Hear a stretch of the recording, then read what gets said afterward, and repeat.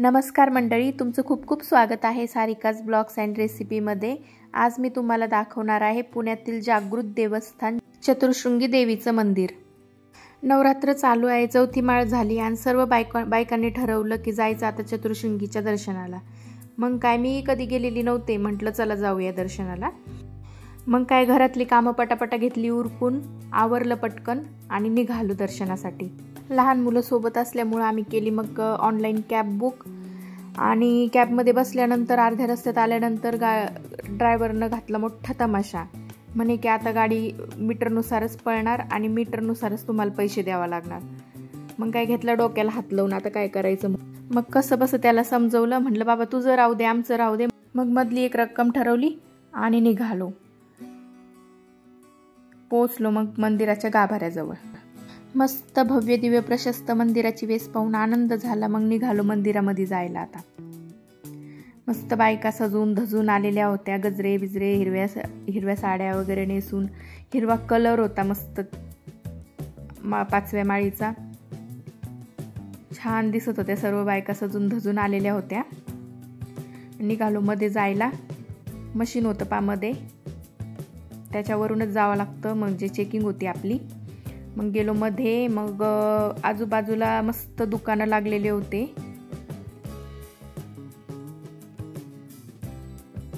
आधीच उशीर झालेला होता, चला म्हटलं पहिले आता दर्शनच घेऊ। मग निघालो मंदिराच्या दिशेने।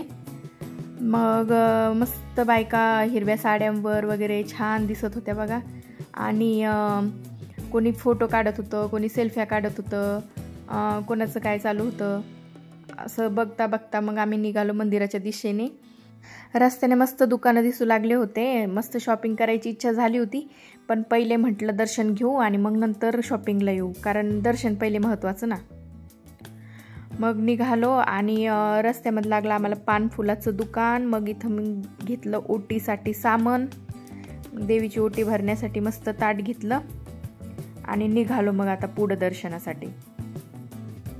खूप साऱ्या पायऱ्या आहेत बरं का ह्या मंदिराला, म्हणजे 170 पायऱ्या आहेत म्हणतात। तेवढ्या चढून आपलं जेव्हा संपत आहे तेव्हा मंदिर येतं। खूप मोठं मंदिर आहे म्हणतात हे, 90 फूट उंच आहे आणि 125 फूट अरुंद असं याचं साईज आहे म्हणतात। मी पण पहिल्यांदाच आले बरं का ह्या मंदिरामध्ये।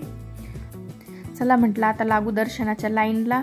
निघालो दर्शनाच्या लाईनच्या दिशेने, पण लाईन बघून तर मोठं टेन्शनच आलं। लाईन अशी भरपूर लांब लचक लागलेली होती। म्हटलं या लाईनमध्ये उभं राहून आपल्याला नक्की 3 ते 4 घंटे लागणार आता दर्शनासाठी। पासची पण सुविधा होती इथं, पण म्हटलं आता एवढं दर्शनासाठी एवढं लांबून आलोय, आता लाईनीमध्ये लागूनच मस्त देवाचं दर्शन घेतलं तर त्याचा जरा आपल्याला पुण्य मिळेल, म्हणून लागलो लाईनला। लाईन बघा कशी भली लांब लचक लागलेली बरं का। आता इकडे ती मागे जी दिसली ना ती पासची लाईन होती। झाली लाईन सुरू, मागे बी बायका वाढतच होत्या, जसं आम्ही पुढे जात होतो तसं बायका मागे दिसतच होत्या वाढलेल्या। बायका मस्त जय माता तिच्या पट्ट्या बिट्ट्या बांधून इथं आलेल्या होत्या, बघून मस्त वाटत होतं। सगळेजण भक्ती भावानं मस्त लाईनमध्ये लागलेल्या होत्या बघा। तुम्ही नुसतं लाईनमध्ये बायकाच दिसतील तुम्हाला, पुरुष फार कमी होते, कारण सुट्टीचा दिवस नव्हता त्यामुळं पुरुषांना काही जमलं नसेल। मग आम्हाला मध्ये स्टॉल दिसले इथं प्रसादाचे,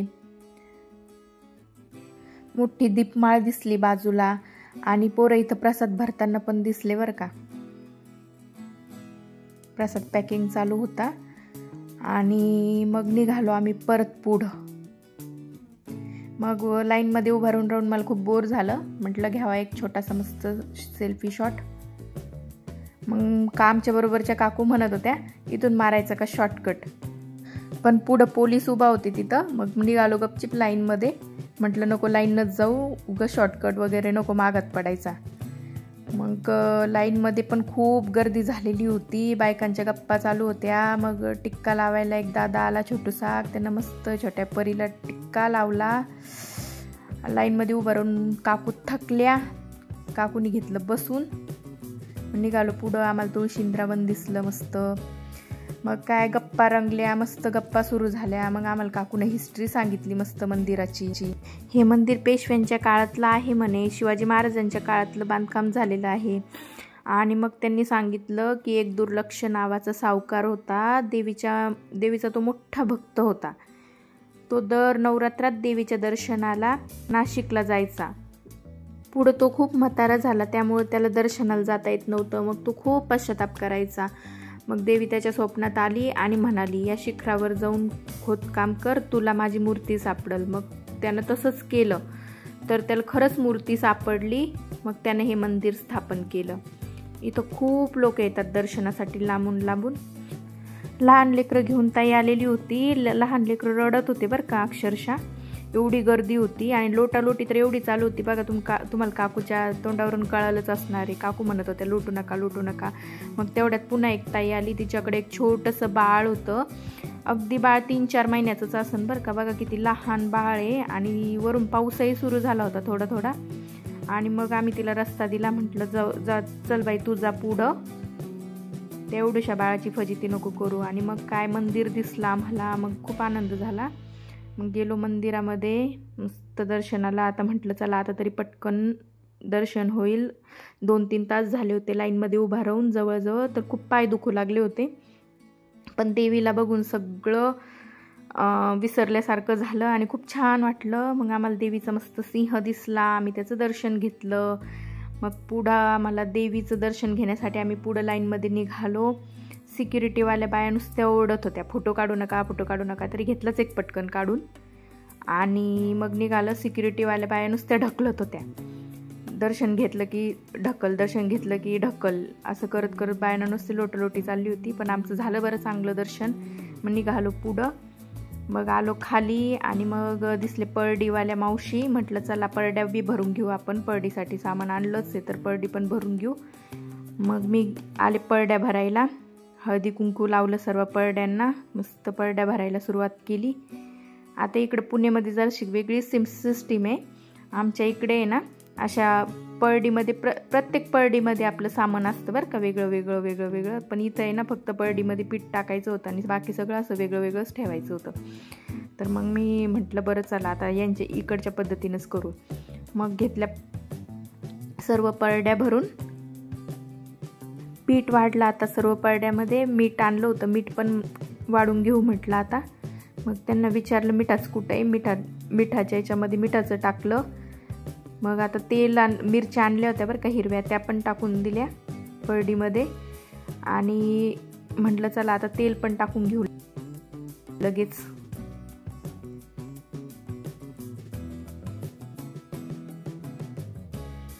मग तेल टाकलं, तेलाच्या डब्यामध्ये 5 जिन्नस टाकायचे असते ना परडीमध्ये. मग म्हटलं एक अजून काय टाकावं. मग काढलं पॉकेट, त्याच्यामधून 5 रुपये काढून मी पटकन परडीमध्ये टाकून दिले आणि मस्त दर्शन घेतलं. मग पर्स नुसती पांढरी पटक झाली होती, पीठ लागलं होतं सर्व. झाल्या परड्या भरून, घेतलं मस्त दर्शन. मग म्हटलं आलोच आहे आता एक फोटो तर व्हायलाच पाहिजे. मग पटकन फोटो काढून घेतला. मग दीपमाळीजवळ पण एक फोटो काढला, ग्रुपचा एक फोटो काढला. आणि मग गेलो बरं का शॉपिंग करायला. मस्त शॉपिंगचे इथं स्टॉल लागलेले होते बघा. भांडे होते, मेकअपचं सामान होतं, चपला वगैरे बरंच काय काय होतं. अशा प्लास्टिकच्या प्लेट्स वगैरे असं सर्वच खूप छान छान होतं. मला इथे चमचे आवडले, मी 2 चमचे घेतले. म्हटलं चला रेसिपी करायला कामी येतील आपल्याला. आणि बरंच अजून काही शॉपिंग केलं. मस्त मेकअपचं थोडं सामान घेतलं, पर्स घेतली एक. आणि रिजनेबल होतं, म्हणजे जास्त काही महाग पण नव्हतं. मला वाटलं जत्रा आहे म्हटल्यावर खूप महाग पण असेल, पण छान होतं सामान. चपला पण खूप छान छान होत्या, पण चपला खूप आहेत म्हणून म्हटलं नको. मग नाही घेतल्या चपला बिपला. मग पर्स बिर्स दिसल्या मला, बघून खूप छान वाटल्या. पण ऑलरेडी शॉपिंग खूप जास्त झालेली होती. म्हटलं बस झालं आता, चला घराचा रस्ता गाठू. 10 रुपयावाला सेल पण होता बरं का इथं. चिमटे काटे बरंच काय काय होतं तिथं.